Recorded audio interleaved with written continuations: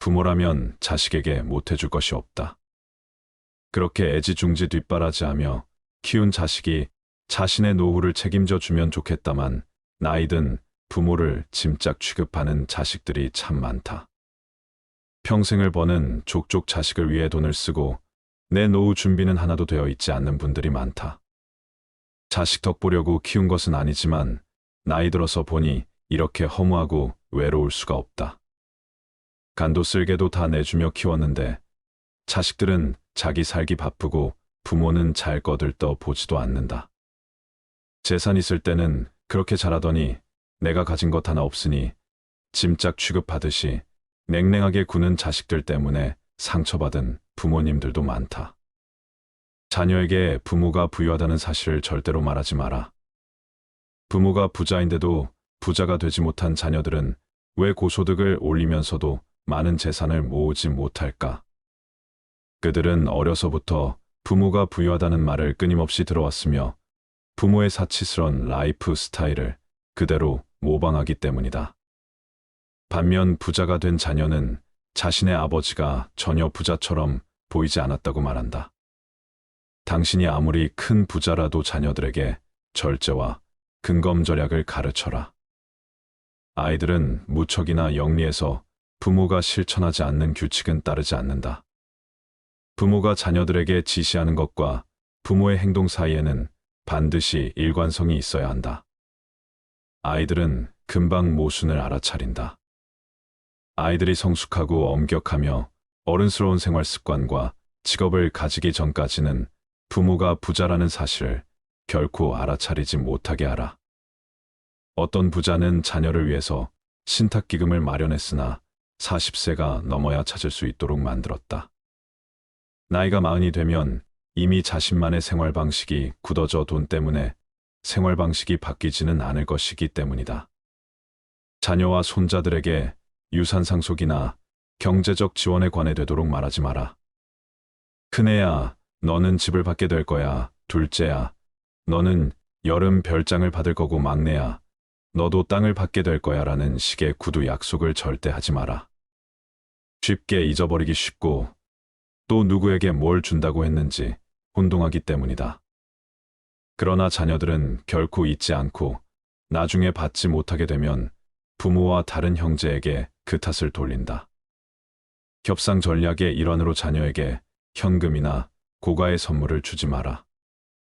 현금이나 국가의 선물은 사랑의 표시나 의무의 대가 혹은 친절에 대한 감사의 표시로 주어라. 성인 자녀들은 압력을 가할 목적으로 여러 가지 협상 책략을 쓰는 부모에 대해 애정과 존경심을 잃게 된다. 성인 자녀의 가족 문제 참견하지 마라.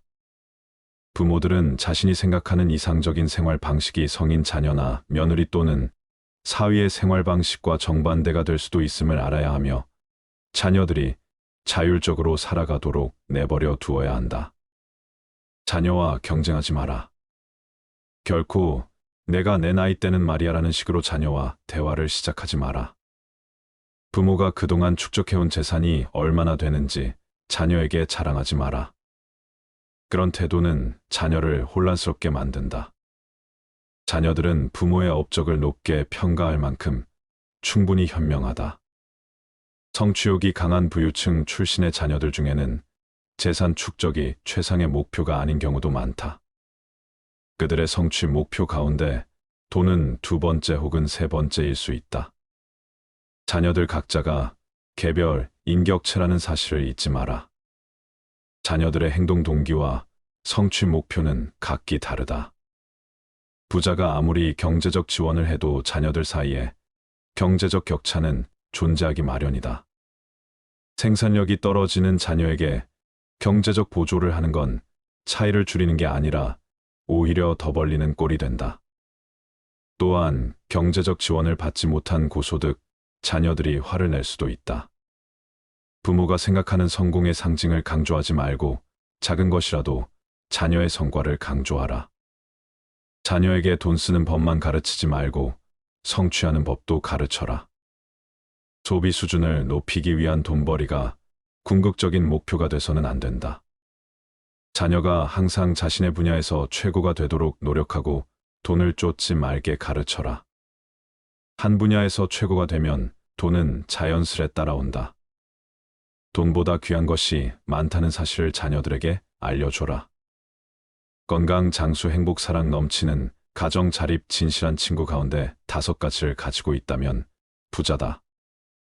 돈은 인생이라는 케이크 위의 장식물과 같은 것이다. 돈 때문에 남을 속이거나 훔칠 필요는 없다. 우린 성인이 되면 독립을 합니다. 이때 독립은 단순히 그동안 살았던 부모님의 집에서 가방을 싸서 밖으로 나가는 것을 말하는 것이 아닙니다. 그것은 육체적 독립일 뿐입니다. 나의 미래를 위해 독립의 필요성, 당위성을 충분히 인식하는 정신적 독립도 해야 하고, 독립 생활에 필요한 현재와 미래의 경제적인 부담도 본인이 전부 책임을 지는 경제적 독립도 해야 합니다. 이 3가지 중 하나라도 제대로 하지 않으면 진정한 독립이 안 됩니다. 기본적으로 육체적 독립 없이 정신적 독립은 어렵습니다. 물론 자녀의 필요에 따라 독립은 하되 부모님 집에서 계속 얹혀 사는 경우도 있습니다. 그러나 독립은 궁극적으로 자녀 자신의 성장을 위한 것입니다. 그런데 같이 살면 많은 것이 부모님 영향 아래 놓이고 의지할 수밖에 없기 때문에 자신의 성장에 방해가 되므로 진정한 독립이 되지 않습니다. 그러므로 육체적 독립은 독립의 기본 중 기본입니다. 그리고 육체적 독립은 해도 정신적으로는 독립 못한 경우도 많습니다. 집에서 나와 독립은 했지만 자신의 삶을 주체적으로 살아가기 위해서는 독립이 자신의 성장에 얼마나 중요한지, 그런 독립의 필요성이나 당위성을 인식해야 하는데, 그러지 못하고 정신적으로 헤매게 되면 당연히 경제적 독립도 버거워집니다.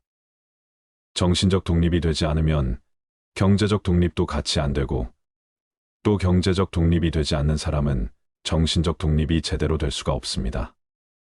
그러므로 육체적 독립, 정신적 독립, 경제적 독립이 3가지는 서로 연결되어 있어서 어느 하나도 소홀히 해서는 안 됩니다.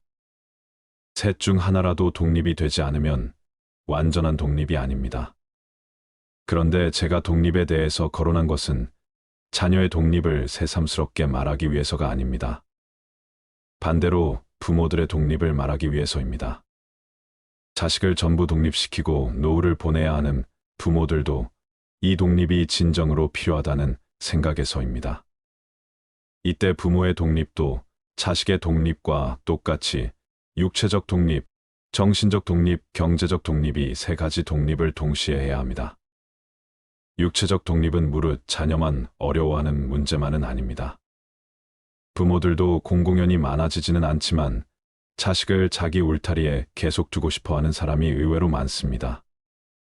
이것은 부모가 자녀로부터 육체적 정신적 독립을 하지 못한 경우입니다. 하나든 둘이든 잘 키웠든 못 키웠든 자식은 때가 되면 독립해 나가는 것이 자녀의 성장을 위해서도 좋습니다. 품 안에 안고 있는다고 나아질 것은 없습니다. 주사위는 이미 던져진 것입니다. 자녀가 잘 되길 바라지 않는 부모는 없을 것이므로 우린 기꺼이 자녀의 독립을 도와야 합니다. 그러므로 자녀가 육체적 독립을 하지 않는 경우는 역으로 부모가 자녀로부터 육체적 독립을 못하는 경우일 가능성이 큽니다. 자녀를 낳아서 애지중지 키우느라 고생한 것은 그건 부모로서의 당연한 역할입니다. 또 자녀의 비싼 교육비를 내어주고 시집 장가를 가는데 얼마를 보태주든 부모가 자녀를 도와주는 것은 자유입니다. 그러나 그렇다고 해서 자녀가 부모를 공양해야 한다든가 효도를 해야 한다든가 하는 생각은 완전히 버려야 합니다. 자녀가 진정한 독립만 한다면 부모로서 더 이상 바랄 것도 고마울 것도 없습니다. 베이비붐 세대의 부모들은 자식으로 클 때는 독립해서 살았고 또 한창 때는 위로는 부모님을 공양하며 살았습니다. 그게 당연했지요. 그러나 이제 세상이 변했습니다. 고생했지만 덕분에 행복했지만 자녀들에게 그걸 기대할 수는 없는 것입니다. 부모들의 정신건강을 위해서도 그런 기대를 아예 하지 말아야 합니다. 자녀들이 알아서 부모를 잘 공양하고 효도하는 것은 일부러 거절할 것까지 없지만 부모는 기대하거나 요구해서는 안 됩니다. 그러니까 부모도 자식으로부터 육체적, 정신적, 경제적으로 완전히 독립해야 합니다. 부모로부터 완전한 독립을 해야 자녀가 진정으로 성장하듯, 자녀로부터 완전한 독립을 해야 부모도 진정으로 행복해질 수 있습니다. 노후의 3대 괴로움은 가난과 병과 외로움이라고 합니다. 때문에 나이 들어서 요양원, 요양병원에 가지 않으려면 육체적 독립, 정신적 독립, 경제적 독립이 필요합니다. 혼자서도 행복하게 잘 살려면 자식이나 다른 사람에게 의존하지 않을 수 있도록 내가 좋아하는 취미가 있어야 합니다. 하루하루를 재밌게 살아갈 수 있는 연습을 하셔야 합니다.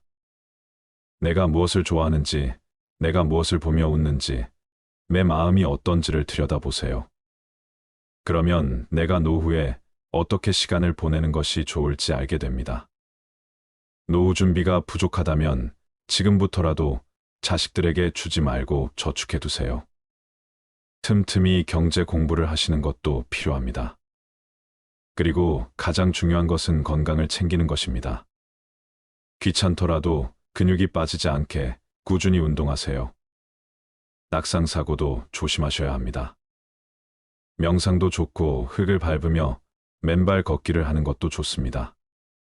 치매 부모를 돌보는 고충은 경험해본 사람만 이해한다고 하지요. 자식들도 유산 분배 이런 사안은 눈에 불을 켜고 달려들지만 치매 부모 돌보는 일에는 무관심하고 남의 일로 대하는 것이 오늘날의 쇠퇴입니다.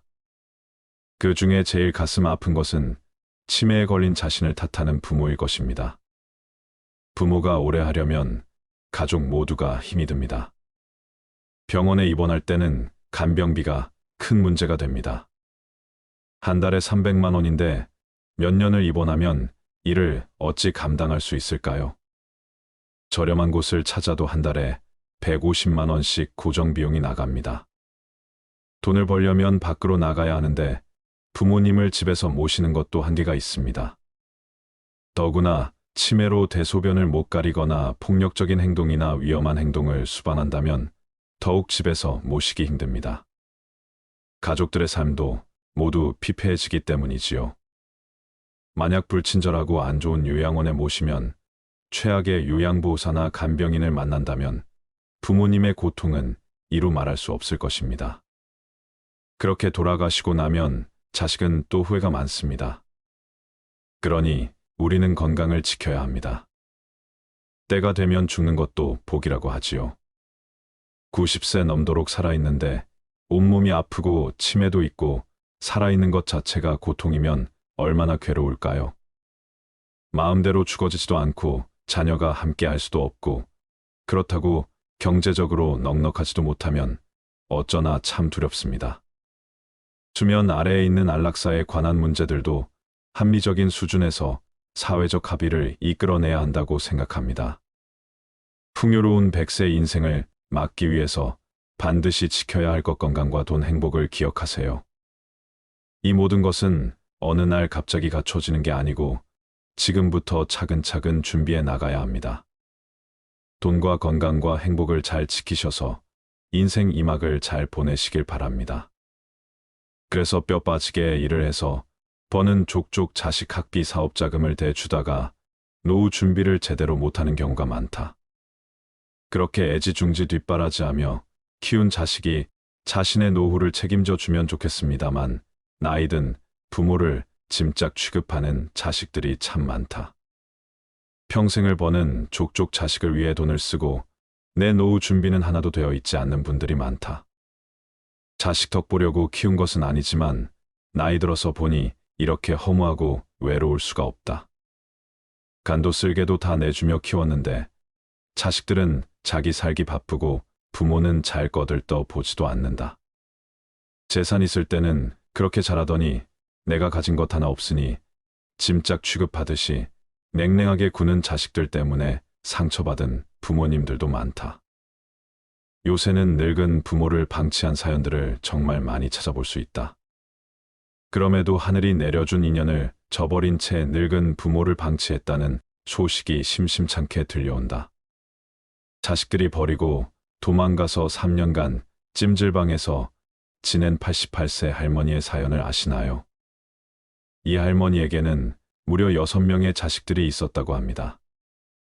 이 사연은 자식들에게 버려진 88세 새우등 할머니의 처절한 몸부림을 아시나요라는 제목으로 청와대 국민청원 게시판에까지 올라와서 많은 이들의 가슴을 아프게 했는데요. 청원자는 자식의 대학 등록금을 마련하기 위해 나무에서 무예를 치다 떨어져 허리가 새우등처럼 휘어진 할머니의 안타까운 사연을 소개했습니다. 이 할머니는 할아버지와 평생을 자식을 위해 살았다고 합니다. 가난을 대물림해서는 안 된다라며 강원도 깊은 산속에서 화전을 일구는 등 험한 일을 마다하지 않았습니다. 평생을 자식을 뒷바라지 한 할머니와 할아버지는 6자식을 모두 키워냈습니다. 자식들을 위해 부동산 현금 등 모든 재산을 자식들에게 나눠주는 등 마지막까지 최선을 다했습니다. 그렇게 그들이 가지고 있던 것이라고는 부부의 집과 작은 텃밭뿐이었죠. 어느 날 둘째 딸과 둘째 아들이 찾아와 땅을 사는데 자금이 부족하니 집과 텃밭을 팔아 돈을 마련해주면 당신들의 노후를 편히 모시고 효도하겠다고 말했습니다. 자식의 말을 철석같이 믿은 노부부는 돈을 건넸습니다. 하지만 노부부에게 돌아온 건 차가운 홀대뿐이었습니다.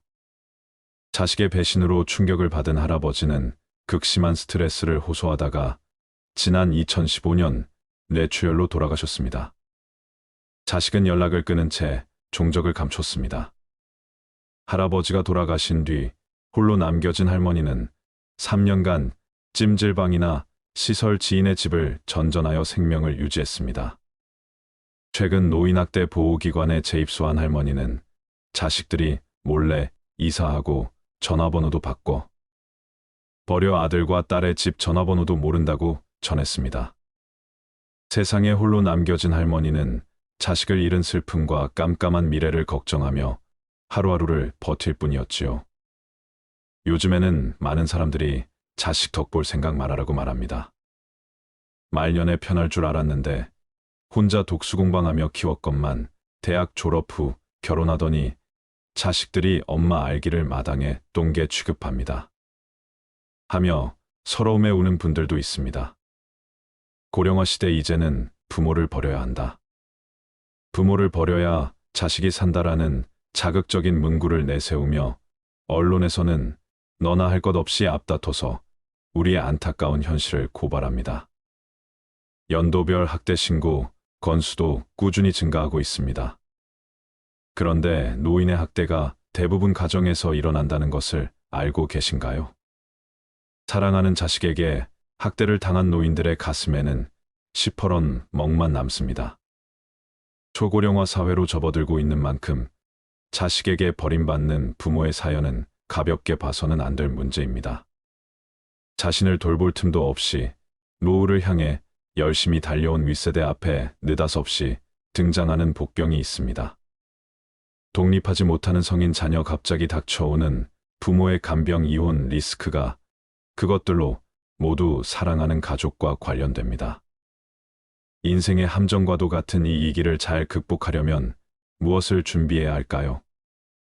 부모 품으로 돌아가는 성인 자녀, 이른바 캥거루족이 늘고 고령화되고 있습니다. 비혼 풍조가 퍼지고 취업난과 주거비 부담이 겹치면서 자녀들이 독립하지 못하고 있는 것입니다.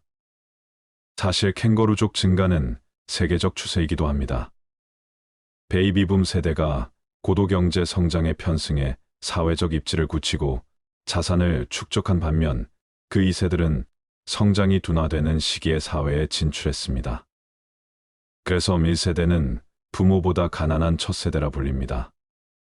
캥거루족은 부모에게 기생하는 독신 부모의 퇴직금을 축내는 자식 결혼하고 일단 독립했다가 주거비와 육아의 어려움 때문에 부모 집으로 들어오는 자녀를 모두 포함합니다. 저출산 고령화로 인한 인구구조 변화에서 한국은 일본을 약 15에서 20년 시차를 두고 따라갑니다. 20년 전 일본에서 일어난 일이 오늘날 한국에서 나타날 가능성이 크다는 얘기입니다. 요즘 일본에서는 캥거루족의 극단적 형태인 은둔형 외톨이의 고령화가 사회 문제가 되고 있습니다. 그들의 부모인 7080세대가 언젠가 고령으로 사망하면 그들의 연금에 기대던 4050 자녀들은 생계가 끊기는 일마저 생깁니다. 한국 부모들은 자녀에 대한 무분별한 지원이 문제가 됩니다. 많은 교육비를 투여한 것도 모자라 자녀가 결혼하면 집 팔고 대출받아 지원해주는 것을 당연하게 여깁니다. 더 심각한 것은 결혼 후에도 사업자금이나 생활비, 교육비 등의 명목으로 손을 벌리는 자녀들이 적지 않다는 점입니다. 이렇게 되면 아무리 노후 계획을 탄탄하게 세웠다 해도 무용지물이 됩니다. 우리 주변에는 자녀들의 등살에 다 쓰고 죽겠다며 선포했던 부모의 노후 계획이 흔들리는 슬픈 이야기들이 넘쳐납니다. 유전유효, 무전무효라거나 미리 재산을 안 주면 시달려서 죽고 찔끔찔끔 주면 졸려서 죽고 다 주면 굶어 죽는다는 슬픈 우스개마저 놔도는 상황입니다. 성인 자녀 입에서 노인은 돈 쓸 일도 없지 않느냐라거나 여유 있으면서 왜 안 도와주느냐 상속 미리 한다고 생각하시라는 말이 나올 정도면 부모 자식 관계는 악화될 대로 악화된 상태입니다. 하지만 평소 자녀 리스크에 대비할 것을 누누이 강조해온 전문가들은 노후 자산을 너무 쉽게 내어주다가는 자칫 부모와 자녀 세대가 함께 무너질 수 있다고 경계합니다. 그렇다면 자녀 리스크를 피하려면 어떻게 해야 할까요? 첫째, 자녀에게 경제적 자립심을 갖게 해주고 금융교육을 시키는 것이 명문대 졸업장보다 훨씬 중요합니다. 자녀가 스스로의 힘으로 살아갈 수 있도록 교육해야 한다는 얘기인데 이게 가능하려면 부모 스스로도 자녀에 대한 집착에서 벗어나야 합니다. 특히 저성장 시대에는 여건에 맞게 소비를 조절하고 절약하는 능력이 절실해집니다. 둘째, 은퇴 노후 전문가들은 목돈은 가능하면 현금 흐름으로 바꾸라고 조언합니다. 노인의 재산을 호시탐탐 노리는 세력은 도처에 있다며 목돈 그 자체가 폭탄 같은 위험물이라고 말합니다. 목돈을 연금이나 배당 수익이 나오는 형태로 묶어놓으면 자녀건 사기꾼이건 그 돈에는 손을 댈 수 없고 노인은 시간을 자신의 편으로 만들 수 있다는 것입니다. 여기 두 노인의 사례가 있습니다. 10억 이상의 현금을 가졌던 애노인과 해마다 4천만 원 연금을 받는 비노인의 노후 비교입니다. 두 분 모두 노안으로 10년째 요양시설에서 생활하고 있습니다. 자녀들은 극진히 모시지만 긴 병에 효자는 없는 법이죠. 그런데 애노인의 자녀들은 시간이 갈수록 어머니가 빨리 돌아가시기를 바라는 반면 비노인의 자녀들은 오래오래 사시기를 바라더라고 합니다. 왜 그럴까요? 목돈은 주인이 오래 살수록 줄어들지만 연금은 삶을 이어가는 한 따박따박 나오니 오래 살수록 유리하다고 생각하는 것입니다. 참 현실적이면서도 안타까운 얘기가 아닐 수 없습니다. 셋째, 부모의 노후 계획에 대해 자녀들에게 정확히 설명해주고 부모의 노후도 소중하다는 점을 공유해야 합니다. 부모 재산의 소유권은 부모에게 있다는 점도 분명히 해둘 필요가 있습니다. 50대, 60대는 자녀 교육에 올인하는 동시에 부모 봉양 부담도 짊어진 낀 세대입니다. 부모 세대가 80세를 넘어서면 건강이 급격히 악화되고 보살핌이 필요해지는 경우도 생깁니다. 자신의 노후 준비도 안 돼 있건만 기나긴 간병 부담에 맞닥뜨리는 것입니다. 독박 간병의 고통은 겪어보지 않은 사람은 알 수 없습니다. 특히 노인의 정신적 퇴행을 가져오는 치매는 간병하는 사람의 심신을 갉아먹는 재앙에 가깝습니다. 부모님은 내가 모시고 간다. 2013년 한류 스타의 아버지가 이런 유서를 남기고 부모님과 함께 세상을 뜬 사건이 일어나 세상을 놀라게 했습니다. 평소 극진한 효자였던 아버지는 연예인인 자녀들을 배려해 혼자 부모 간병 부담을 짊어졌고 우울증에 걸렸을지언정 힘들다는 내색조차 비치지 않았다고 합니다. 오랜 세월 부모님 밥을 떠먹여 드릴 정도로 간병에 목 바친 효자가 부모를 돌아가시게 한 페르나가 돼 버린 것입니다. 그들을 사지로 내몬 것은 효도하는 자식이었을까요? 아픈 부모였을까요? 우리는 이런 문제들에 대해 진지하게 고민해야 합니다. 이 문제를 먼저 맞닥뜨린 일본에서는 노후에 닥칠 가장 큰 위험으로 간병 파산을 들고 있습니다. 돈 문제뿐 아니라 간병 탓에 직장을 포기하거나 이혼하는 경우도 적지 않습니다. 간병 퇴직이 신조어가 됐을 정도입니다. 노인이 노인을 간병하는 노노, 간병 병자가 병자를 간병하는 상황을 견디다 못해 함께 이 세상을 져버리는 일도 자주 벌어집니다. 부모 간병을 둘러싼 잔혹사는 각종 언론 매체에서 다뤄지고 있습니다. 얼마 전에는 이제는 부모를 버려야 한다는 섬뜩한 내용의 책도 나왔습니다. 전문가들은 입을 모아 말합니다. 고령화 시대에도 과거처럼 자녀와 부모에 대한 유교적 관념에 집착하다가는 다 함께 쓰러지게 된다라고 말이죠. 책의 내용은 이렇습니다. 직장도 그만두고 노부모를 돌보던 40대 딸이 차에 부모를 태운 채 강에 뛰어들어 노부부는 사망하고 자신만 살아남았습니다. 어머니는 10여 년 전부터 치매 증세였고 아버지는 질병으로 열흘 전 일터를 그만뒀습니다. 사건이 벌어진 날은 가족이 생활보호를 신청해 통과된 날이었습니다. 피로와 비관에 찌든 아버지가 다 함께 가자고 제의했고 딸이 동의했지요. 작가는 딸이 부모를 일찌감치 버렸다면 이 같은 비극은 막을 수 있었다고 주장합니다. 만약 직장까지 그만두고 희생을 자처한 딸이라는 보호자가 없었다면 노부부는 더 일찍 더 많은 지역사회의 보살핌을 받을 수 있었을 것이고 이러한 가족의 비극을 막을 수 있었을 거라는 얘기입니다. 노인 간병은 길게는 10년 넘게 이어질 수 있습니다. 간병 때문에 직장이나 결혼 등 자신의 삶을 포기해서는 안 되는 이유입니다. 부모를 돌보다가 혼기를 놓친 자식들의 이야기는 한둘이 아닙니다. 독박 간병은 사람을 피폐하게 만들기 쉽습니다. 방문 요양과 요양병원 요양원 간병인 등 동원 가능한 사회적 지원을 모두 활용할 생각을 해야 합니다. 사회적으로 부모님이나 가족 보살핌이 필요한 우리 주변의 모든 이들을 믿고 맡길 수 있는 요양제도를 구축해야 합니다. 세월이 흘러 현재의 5060세대가 간병이 필요해진다면 어떨까요? 50대, 60대는 대체로 형제가 여럿이어서 간병의 부담을 나눌 수 있었지만 자녀 세대는 한두 명에 불과합니다. 자녀가 결혼을 해도 각자 자기 부모의 간병조차 버거울 것임을 알 수 있습니다.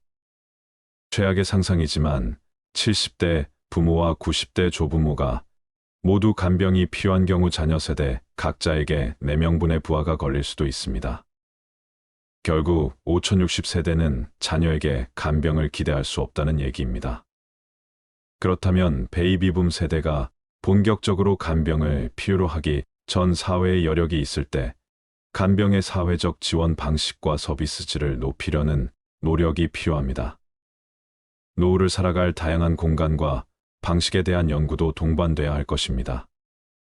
5060세대는 밑빠진 독에 물 붓듯 교육비를 쓰는 대신 훗날 사랑하는 자녀에게 부담을 주지 않기 위해 스스로의 간병을 준비한다는 마음, 자세가 필요합니다. 자식한테 퍼주지 말고 스스로 잘 움켜쥐고 살아야 합니다. 몇 년간 끊임없이 센스를 타고 돌아다니는 괴담이 하나 있습니다. 모 대학 교수가 서울시에 사는 대학생을 상대로 아버지에게 원하는 것이 뭔가를 설문조사했더니 약 40%가 돈을 원한다고 답했다고 합니다. 또 서울대생을 대상으로 부모가 언제쯤 돌아가시면 가장 적절한가를 묻자 63세라고 답한 학생이 가장 많았다는 것입니다. 이유는 은퇴한 뒤 퇴직금을 남겨놓고 사망하는 것이 가장 이상적이기 때문이라고 했습니다. 정말 이런 조사가 있었는지 궁금해 검색을 해봤지만 찾을 수가 없었습니다. 실제 조사가 아니라 일종의 엽기 유머였을 가능성이 커 보입니다. 인용 내용도 토시 하나 다르지 않은 문장이 퍼날라져 있어 민망할 정도입니다. 다만 이에 대한 부모 세대의 폭발적인 반응들을 보면 노후를 둘러싼 이들의 서러운 마음이 어느 정도 읽히는 것도 사실입니다.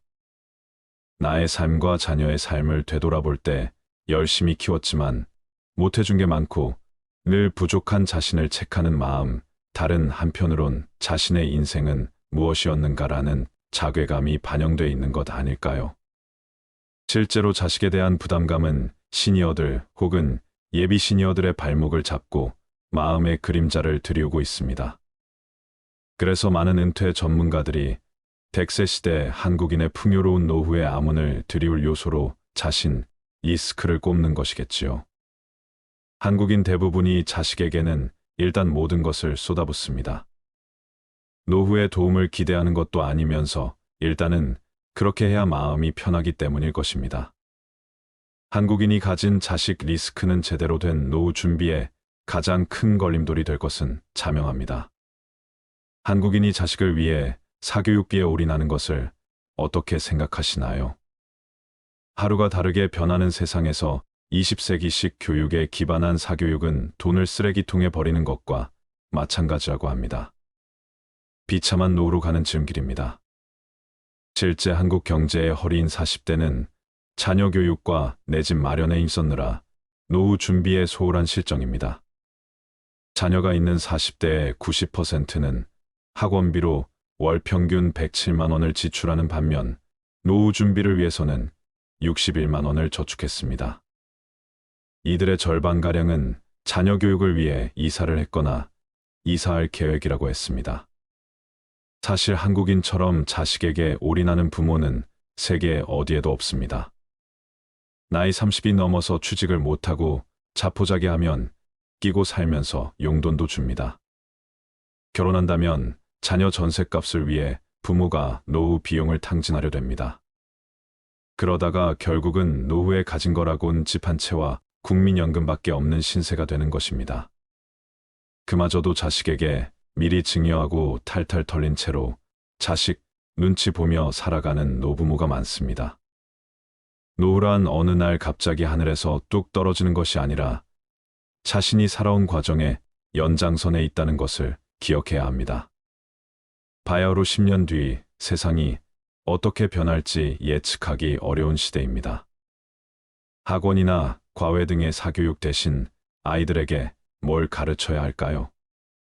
많은 석학들이 유치원 때부터 독서와 금융교육 같은 자녀들의 성장의 자양분이 될 경험과 살아있는 지식을 접할 기회를 줄 것을 권합니다.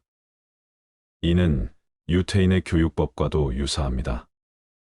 최고의 자산운용이란 재산을 쌓는 것이 아니라 행복을 위한 일에 쓸 줄 아는 것이라는 관점입니다. 어떻게 하면 더 많이 벌 것인가만 고민하지 말고 어떻게 잘 쓸 것인가도 고민하라는 얘기입니다. 이를 위해 네 가지를 제안합니다. 첫째, 오늘 당장 새로운 것을 배우세요. 항상 새로운 것에 도전하고 배우는 사람의 뇌는 늙지 않습니다. 치매 예방도 됩니다. 똑같은 일만 죽을 때까지 하지 않아도 됩니다. 새 직장을 찾고 새로운 일을 시작하는 것도 좋습니다. 직장은 당신에게 평생을 약속하지 않습니다. 직장에 대한 충성심은 버리세요. 나이 들어서 못한다고 늙어서 기운이 없어 못한다고 생각하지 말고 무엇이든 할 수 있다고 긍정적으로 생각하세요. 둘째, 현금으로 지불하세요. 카드는 비상용 한 개만 남기고 모두 버리세요. 주 단위로 생활 계획을 세워 은행에서 생활비를 찾아서 사용하세요. 돈을 쓰는 게 불편해지면 불필요한 소비 충동 구매를 피할 수 있습니다. 셋째, 은퇴하지 마세요.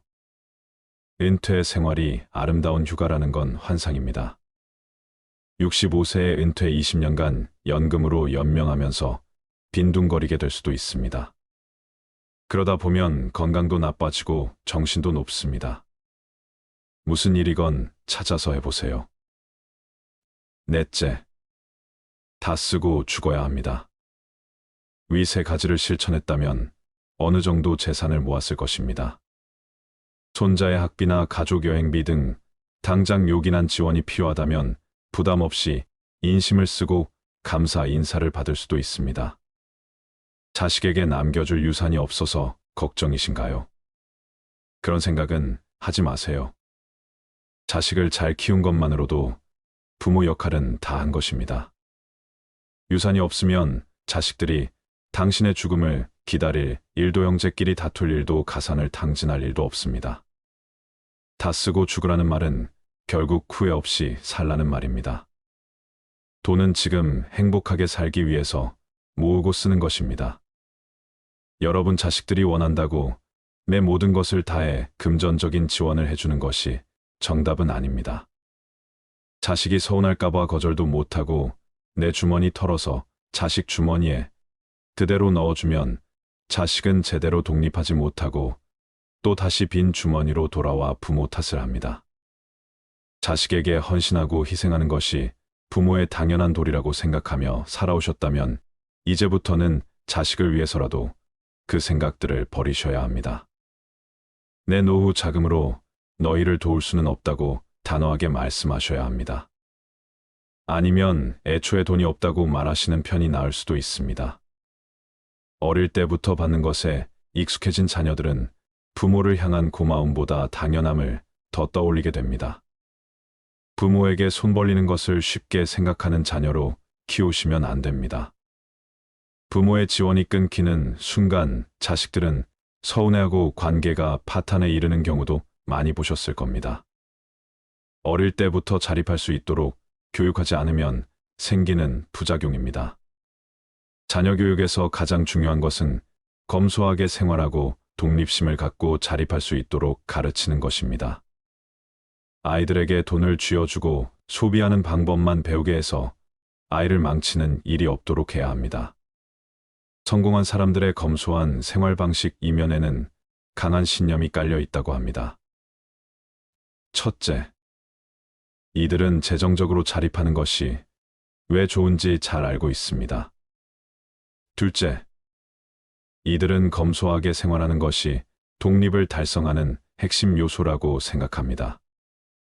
이들은 비싼 옷이나 귀금속 자동차 수영장과 같은 사치품을 갖고 있는 많은 사람들에게는 재산이 거의 없다는 점을 자신에게 끊임없이 상기시킴으로써 과소비를 억제하며 자녀들에게도 그런 말을 자주 해줍니다.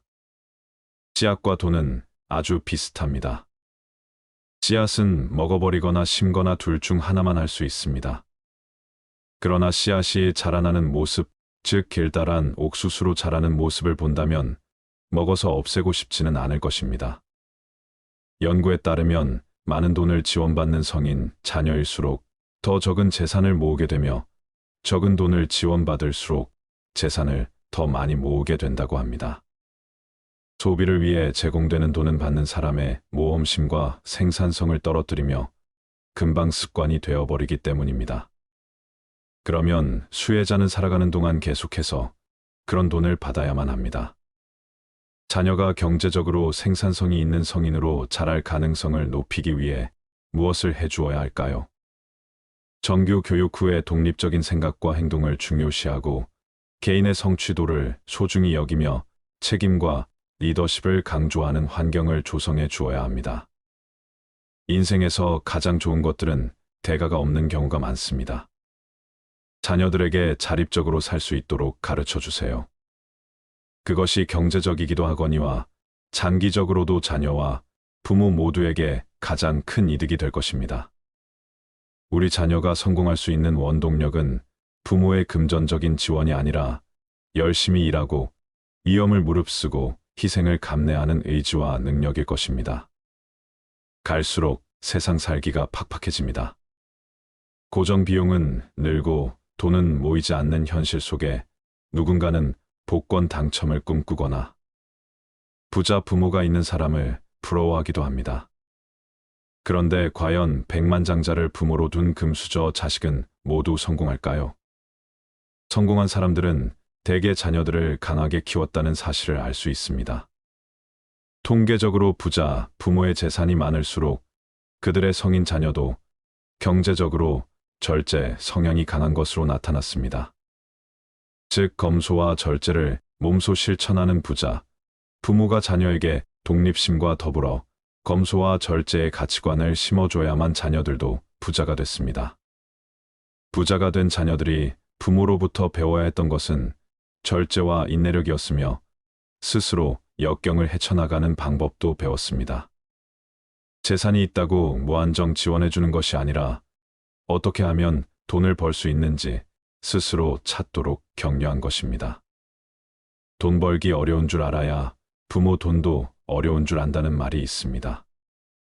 사회의 모든 악으로부터 자녀를 보호하고자 하는 사람들은 결코 자녀를 두려움과 걱정 그리고 의타심으로부터 벗어나지 못하도록 만들 것입니다. 성공한 사람들은 자신이 헤쳐나가야 할 역경을 거부하지 않은 사람들입니다. 요즘에는 많은 사람들이 자식 덕볼 생각 말아라고 말합니다. 말년에 편할 줄 알았는데 혼자 독수공방하며 키웠건만 대학 졸업 후 결혼하더니 자식들이 엄마 알기를 마당에 똥개 취급합니다. 하며 서러움에 우는 분들도 있습니다. 고령화 시대 이제는 부모를 버려야 한다. 부모를 버려야 자식이 산다라는 자극적인 문구를 내세우며 언론에서는 너나 할 것 없이 앞다퉈서 우리의 안타까운 현실을 고발합니다. 연도별 학대 신고 건수도 꾸준히 증가하고 있습니다. 그런데 노인의 학대가 대부분 가정에서 일어난다는 것을 알고 계신가요? 사랑하는 자식에게 학대를 당한 노인들의 가슴에는 시퍼런 멍만 남습니다. 초고령화 사회로 접어들고 있는 만큼 자식에게 버림받는 부모의 사연은 가볍게 봐서는 안 될 문제입니다. 자신을 돌볼 틈도 없이 노후를 향해 열심히 달려온 윗세대 앞에 느닷없이 등장하는 복병이 있습니다. 독립하지 못하는 성인 자녀 갑자기 닥쳐오는 부모의 간병 이혼 리스크가 그것들로 모두 사랑하는 가족과 관련됩니다. 인생의 함정과도 같은 이 위기를 잘 극복하려면 무엇을 준비해야 할까요? 부모 품으로 돌아가는 성인 자녀, 이른바 캥거루족이 늘고 고령화되고 있습니다. 비혼 풍조가 퍼지고 취업난과 주거비 부담이 겹치면서 자녀들이 독립하지 못하고 있는 것입니다. 사실 캥거루족 증가는 세계적 추세이기도 합니다. 베이비붐 세대가 고도경제 성장에 편승해 사회적 입지를 굳히고 자산을 축적한 반면 그 2세들은 성장이 둔화되는 시기에 사회에 진출했습니다. 그래서 1세대는 부모보다 가난한 첫 세대라 불립니다. 캥거루족은 부모에게 기생하는 독신 부모의 퇴직금을 축내는 자식 결혼하고 일단 독립했다가 주거비와 육아의 어려움 때문에 부모 집으로 들어오는 자녀를 모두 포함합니다. 저출산 고령화로 인한 인구구조 변화에서 한국은 일본을 약 15에서 20년 시차를 두고 따라갑니다. 20년 전 일본에서 일어난 일이 오늘날 한국에서 나타날 가능성이 크다는 얘기입니다. 요즘 일본에서는 캥거루족의 극단적 형태인 은둔형 외톨이의 고령화가 사회 문제가 되고 있습니다. 그들의 부모인 7080세대가 언젠가 고령으로 사망하면 그들의 연금에 기대던 4050 자녀들은 생계가 끊기는 일마저 생깁니다. 한국 부모들은 자녀에 대한 무분별한 지원이 문제가 됩니다. 많은 교육비를 투여한 것도 모자라 자녀가 결혼하면 집 팔고 대출받아 지원해주는 것을 당연하게 여깁니다. 더 심각한 것은 결혼 후에도 사업자금이나 생활비, 교육비 등의 명목으로 손을 벌리는 자녀들이 적지 않다는 점입니다. 이렇게 되면 아무리 노후 계획을 탄탄하게 세웠다 해도 무용지물이 됩니다. 우리 주변에는 자녀들의 등살에 다 쓰고 죽겠다며 선포했던 부모의 노후 계획이 흔들리는 슬픈 이야기들이 넘쳐납니다. 유전유효, 무전무효라거나 미리 재산을 안 주면 시달려서 죽고 찔끔찔끔 주면 졸려서 죽고 다 주면 굶어 죽는다는 슬픈 우스개 마저 놔도는 상황입니다. 성인 자녀 입에서 노인은 돈 쓸 일도 없지 않느냐라거나 여유 있으면서 왜 안 도와주느냐 상속 미리 한다고 생각하시라는 말이 나올 정도면 부모 자식 관계는 악화될 대로 악화된 상태입니다. 하지만 평소 자녀 리스크에 대비할 것을 누누이 강조해온 전문가들은 노후 자산을 너무 쉽게 내어주다가는 자칫 부모와 자녀 세대가 함께 무너질 수 있다고 경계합니다. 그렇다면 자녀 리스크를 피하려면 어떻게 해야 할까요? 첫째, 자녀에게 경제적 자립심을 갖게 해주고 금융교육을 시키는 것이 명문대 졸업장보다 훨씬 중요합니다. 자녀가 스스로의 힘으로 살아갈 수 있도록 교육해야 한다는 얘기인데, 이게 가능하려면 부모 스스로도 자녀에 대한 집착에서 벗어나야 합니다. 특히 저성장 시대에는 여건에 맞게 소비를 조절하고 절약하는 능력이 절실해집니다. 둘째, 은퇴 노후 전문가들은 목돈은 가능하면 현금 흐름으로 바꾸라고 조언합니다. 노인의 재산을 호시탐탐 노리는 세력은 도처에 있다며 목돈 그 자체가 폭탄 같은 위험물이라고 말합니다. 목돈을 연금이나 배당 수익이 나오는 형태로 묶어놓으면 자녀건 사기꾼이건 그 돈에는 손을 댈 수 없고 노인은 시간을 자신의 편으로 만들 수 있다는 것입니다. 여기 두 노인의 사례가 있습니다. 10억 이상의 현금을 가졌던 애노인과 해마다 4천만 원 연금을 받는 비노인의 노후 비교입니다. 두 분 모두 노안으로 10년째 요양시설에서 생활하고 있습니다. 자녀들은 극진히 모시지만 긴 병에 효자는 없는 법이죠. 그런데 애노인의 자녀들은 시간이 갈수록 어머니가 빨리 돌아가시기를 바라는 반면 비노인의 자녀들은 오래오래 사시기를 바라더라고 합니다. 왜 그럴까요? 목돈은 주인이 오래 살수록 줄어들지만 연금은 삶을 이어가는 한 따박따박 나오니 오래 살수록 유리하다고 생각하는 것입니다. 참 현실적이면서도 안타까운 얘기가 아닐 수 없습니다. 셋째, 부모의 노후 계획에 대해 자녀들에게 정확히 설명해주고 부모의 노후도 소중하다는 점을 공유해야 합니다. 부모 재산의 소유권은 부모에게 있다는 점도 분명히 해둘 필요가 있습니다. 50대, 60대는 자녀 교육에 올인하는 동시에 부모 봉양 부담도 짊어진 낀 세대입니다. 부모 세대가 80세를 넘어서면 건강이 급격히 악화되고 보살핌이 필요해지는 경우도 생깁니다. 자신의 노후 준비도 안 돼 있건만 기나긴 간병 부담에 맞닥뜨리는 것입니다. 독박 간병의 고통은 겪어보지 않은 사람은 알 수 없습니다. 특히 노인의 정신적 퇴행을 가져오는 치매는 간병하는 사람의 심신을 갉아먹는 재앙에 가깝습니다. 부모님은 내가 모시고 간다. 2013년 한류스타의 아버지가 이런 유서를 남기고 부모님과 함께 세상을 뜬 사건이 일어나 세상을 놀라게 했습니다. 평소 극진한 효자였던 아버지는 연예인인 자녀들을 배려해 혼자 부모 간병 부담을 짊어졌고 우울증에 걸렸을지언정 힘들다는 내색조차 비치지 않았다고 합니다. 오랜 세월 부모님 밥을 떠먹여 드릴 정도로 간병에 목 바친 효자가 부모를 돌아가시게 한 페르나가 돼 버린 것입니다. 그들을 사지로 내몬 것은 효도하는 자식이었을까요? 아픈 부모였을까요? 우리는 이런 문제들에 대해 진지하게 고민해야 합니다. 이 문제를 먼저 맞닥뜨린 일본에서는 노후에 닥칠 가장 큰 위험으로 간병 파산을 들고 있습니다. 돈 문제뿐 아니라 간병 탓에 직장을 포기하거나 이혼하는 경우도 적지 않습니다. 간병 퇴직이 신조어가 됐을 정도입니다. 노인이 노인을 간병하는 노노, 간병 병자가 병자를 간병하는 상황을 견디다 못해 함께 이 세상을 저버리는 일도 자주 벌어집니다. 부모 간병을 둘러싼 잔혹사는 각종 언론 매체에서 다뤄지고 있습니다.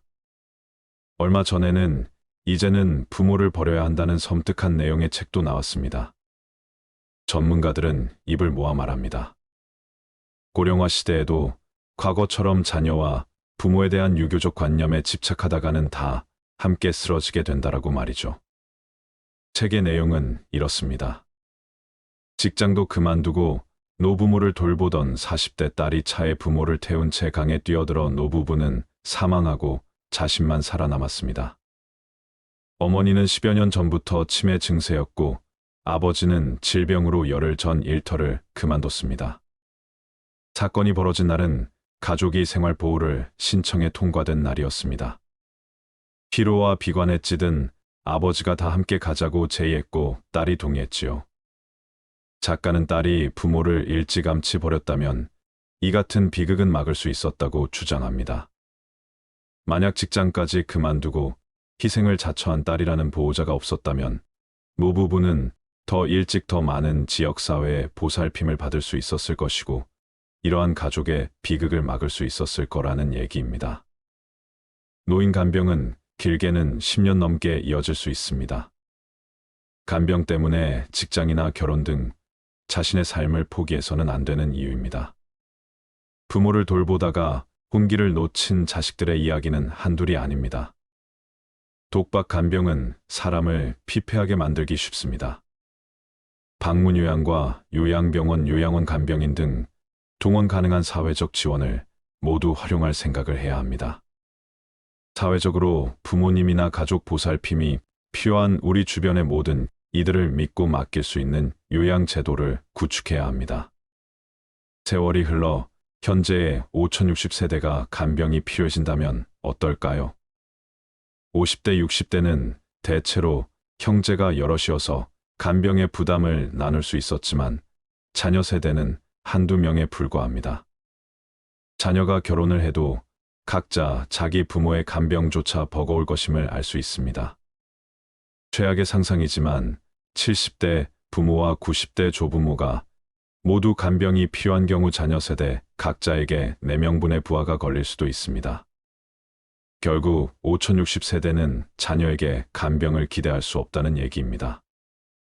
그렇다면 베이비붐 세대가 본격적으로 간병을 필요로 하기 전 사회의 여력이 있을 때 간병의 사회적 지원 방식과 서비스질을 높이려는 노력이 필요합니다. 노후를 살아갈 다양한 공간과 방식에 대한 연구도 동반돼야 할 것입니다. 5060세대는 밑빠진 독에 물 붓듯 교육비를 쓰는 대신 훗날 사랑하는 자녀에게 부담을 주지 않기 위해 스스로의 간병을 준비한다는 마음, 자세가 필요합니다. 자식한테 퍼주지 말고 스스로 잘 움켜쥐고 살아야 합니다. 몇 년간 끊임없이 센스를 타고 돌아다니는 괴담이 하나 있습니다. 모 대학 교수가 서울시에 사는 대학생을 상대로 아버지에게 원하는 것이 뭔가를 설문조사했더니 약 40%가 돈을 원한다고 답했다고 합니다. 또 서울대생을 대상으로 부모가 언제쯤 돌아가시면 가장 적절한가를 묻자 63세라고 답한 학생이 가장 많았다는 것입니다. 이유는 은퇴한 뒤 퇴직금을 남겨놓고 사망하는 것이 가장 이상적이기 때문이라고 했습니다. 정말 이런 조사가 있었는지 궁금해 검색을 해봤지만 찾을 수가 없었습니다. 실제 조사가 아니라 일종의 엽기 유머였을 가능성이 커 보입니다.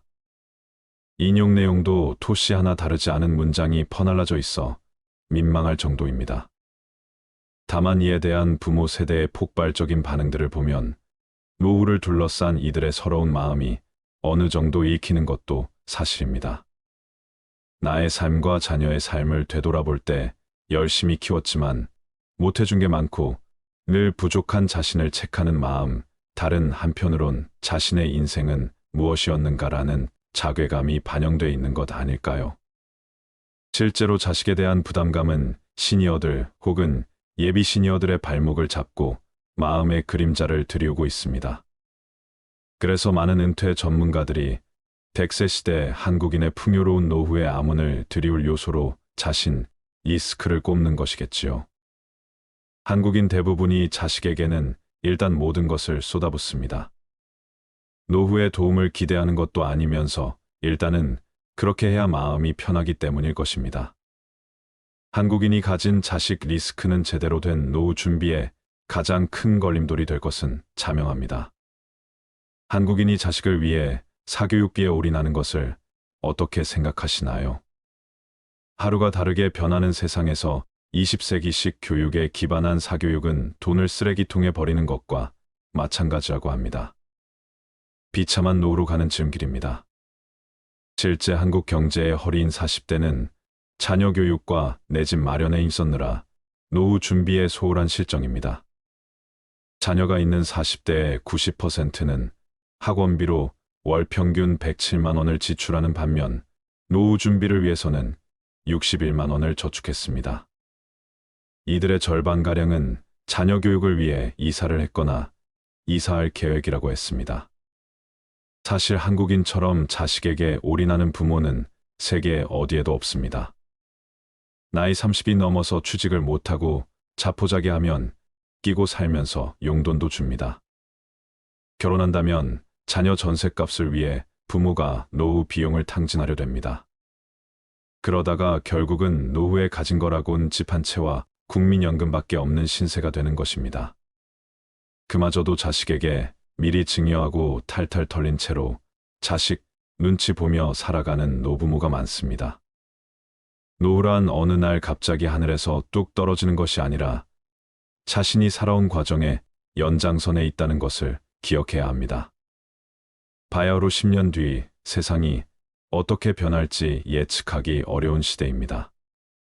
학원이나 과외 등의 사교육 대신 아이들에게 뭘 가르쳐야 할까요? 많은 석학들이 유치원 때부터 독서와 금융교육 같은 자녀들의 성장의 자양분이 될 경험과 살아있는 지식을 접할 기회를 줄 것을 권합니다. 이는 유태인의 교육법과도 유사합니다. 최고의 자산운용이란 재산을 쌓는 것이 아니라 행복을 위한 일에 쓸 줄 아는 것이라는 관점입니다. 어떻게 하면 더 많이 벌 것인가만 고민하지 말고 어떻게 잘 쓸 것인가도 고민하라는 얘기입니다. 이를 위해 네 가지를 제안합니다. 첫째, 오늘 당장 새로운 것을 배우세요. 항상 새로운 것에 도전하고 배우는 사람의 뇌는 늙지 않습니다. 치매 예방도 됩니다. 똑같은 일만 죽을 때까지 하지 않아도 됩니다. 새 직장을 찾고 새로운 일을 시작하는 것도 좋습니다. 직장은 당신에게 평생을 약속하지 않습니다. 직장에 대한 충성심은 버리세요.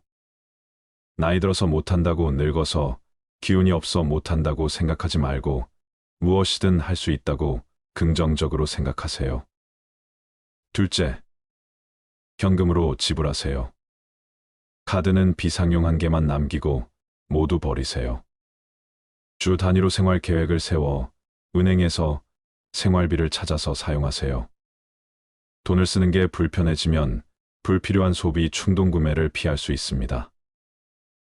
셋째, 은퇴하지 마세요.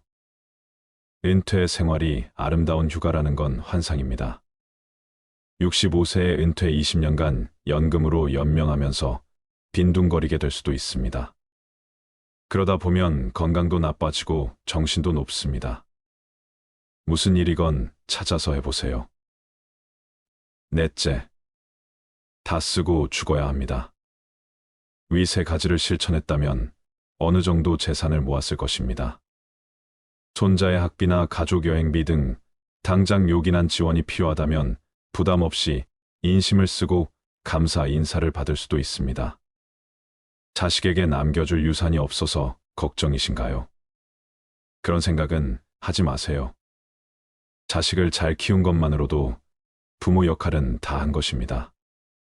유산이 없으면 자식들이 당신의 죽음을 기다릴 일도 형제끼리 다툴 일도 가산을 탕진할 일도 없습니다. 다 쓰고 죽으라는 말은 결국 후회 없이 살라는 말입니다. 돈은 지금 행복하게 살기 위해서 모으고 쓰는 것입니다. 여러분 자식들이 원한다고 내 모든 것을 다해 금전적인 지원을 해주는 것이 정답은 아닙니다. 자식이 서운할까봐 거절도 못하고 내 주머니 털어서 자식 주머니에 그대로 넣어주면 자식은 제대로 독립하지 못하고 또 다시 빈 주머니로 돌아와 부모 탓을 합니다. 자식에게 헌신하고 희생하는 것이 부모의 당연한 도리라고 생각하며 살아오셨다면 이제부터는 자식을 위해서라도 그 생각들을 버리셔야 합니다. 내 노후 자금으로 너희를 도울 수는 없다고 단호하게 말씀하셔야 합니다. 아니면 애초에 돈이 없다고 말하시는 편이 나을 수도 있습니다.